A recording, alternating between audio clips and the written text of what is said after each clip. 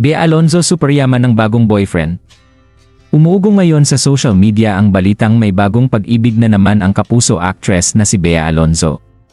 Trending ang mga larawan ng presidente ng Pure Gold Prize Club na si Ginoong Ferdinand Vincent Co, nakuha sa ibang bansa, at ang mas nakakakilig pa ay may kasama itong isang misteryosang babae. Nakajakpot nga di umano si Bea at Vincent sa isa't isa, lalo na't galing sa alta syudad ang lalaki. Hindi din naman maaring mabash si Bea Alonzo dahil self-made millionaire din siya. Kaya lang iba ang yaman ng lalaking ito dahil maraming malalaking business ang hawak ng kanilang pamilya. Samantala, ayon sa mga netizen ay walang iba kundi si Bea Alonzo raw ang kasama ni Vincent sa mga viral photos na ito. Mapapansin kasi na tugma ang suot ng babae sa larawan sa mga outfit na ibinahagi ni Bea sa kanyang Instagram account. Ang mga larawan na galing umano sa private Instagram ni Vincent Co ay unang lumabas sa social media at agad namang pinagpiestahan ng online community. Agad namang umani ng samut-saring reaksyon ang mga netizen. Marami ang nagsabi na maswerte raw si Bea dahil napakayaman ng rumored boyfriend niya at bagay na bagay sila.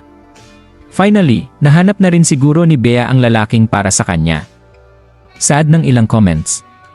Hindi rin napigilang i-recall ng ilan ang naging mapait na breakup nila ni Bea at Dominic Roque ilang buwan lang matapos ang kanilang engagement. Kung matatandaan, naging malaking usapin noon ang paghihiwalay ni Bea at Dom na nagpaabot pa ng kani-kanilang pahayag sa publiko. Ngunit ngayon mukhang parehong naka-move on na ang dalawa.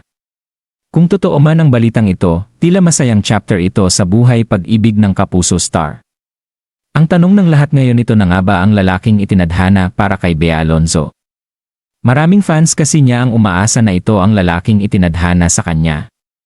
Sayang naman daw kasi kung hindi siya magpapakasal sa lalaking gusto ng aktres.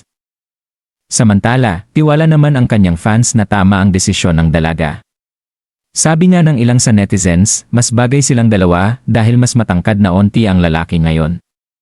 Mas mature na din ang datingan kaya swak na swak silang dalawa ni Bea Alonzo. Napakatangkad kasi ni Bea kaya mas magandang tignan ang dalawa. Sa ngayon ay hoping silang ito na ang endgame ng aktres at wish nilang masaksihan ang wedding nito sa future pag nagkataon.